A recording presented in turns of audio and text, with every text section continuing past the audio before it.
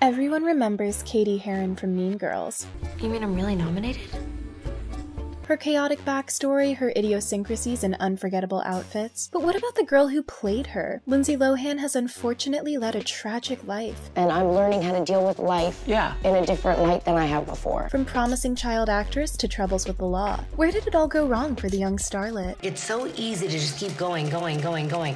But sometimes you have to stop. Born July 2nd, 1986, Lindsay D. Lohan was the talk of the town. Her father, Michael Lohan, split his time between investment banking and running the family pasta business, while Donata Sullivan, her mother, was a Wall Street analyst. Lindsay grew up with her parents in a wealthy suburb of Long Island. Following the lifestyle of her business-oriented family, Lindsay booked her first commercial gig when she was just 3 years old. She quickly racked up an impressive resume with over 60 television ads and 100 print advertisements until she landed the role, or should we say 2 roles, of both sisters in The Parent Trap in 1998. Oh my god, so I'm not an only child, I'm a twin.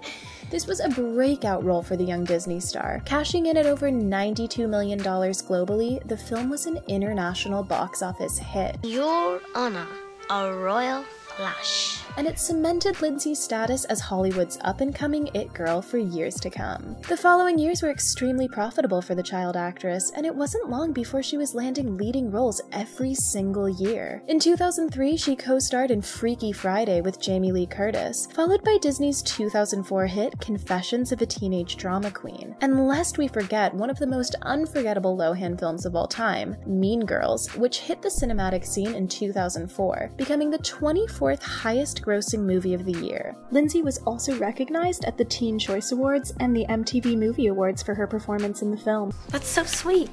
And who can forget when Lindsay Lohan starred in Herbie Fully Loaded in 2005? Making $144 million at the box office, this crazy car comedy launched Lindsay's career into the next dimension. Come on, Herbie, we're not out of this yet.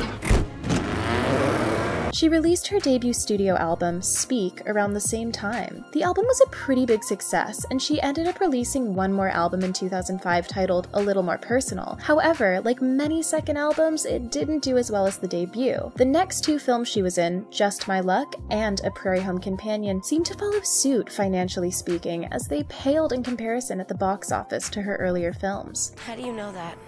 Once her fame seemed to be dwindling, she took a turn to the dark side. People were suddenly becoming more and more fascinated with her public life than her professional life, and for good reason. Admit it, you can't resist reading about a juicy celebrity scandal, especially if it involves one of your favorite actors. And when the tabloids got wind of beloved teen idol Lindsay Lohan facing jail time, you bet they were following the story 24/7. Like moths to a candle, they followed Lindsay mercilessly, and the explosion of her personal life seemed proof that even A-list celebrities can fly a little too close to the sun. What am I gonna just like edit my life so that...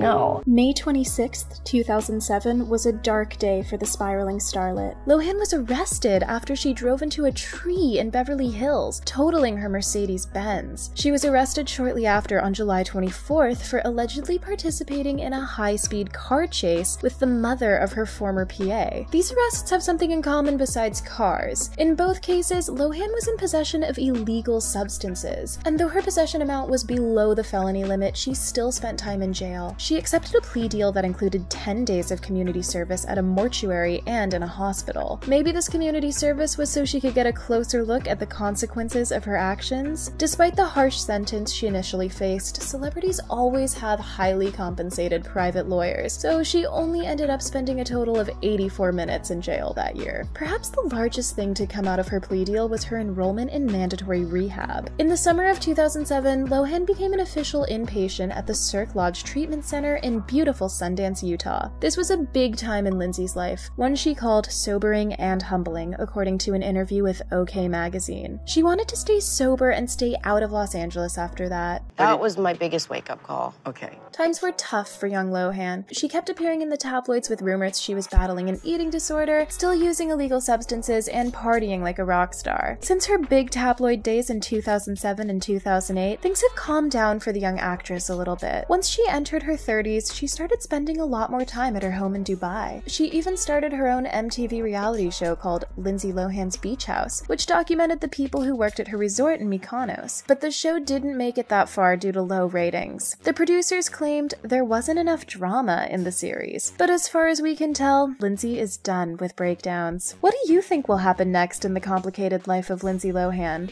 Love ya. Bye. Do you want to see her make a comeback to the silver screen? Or do you think she should retire from show business? Thanks for watching, and don't forget to like this video and subscribe to The Taco for more.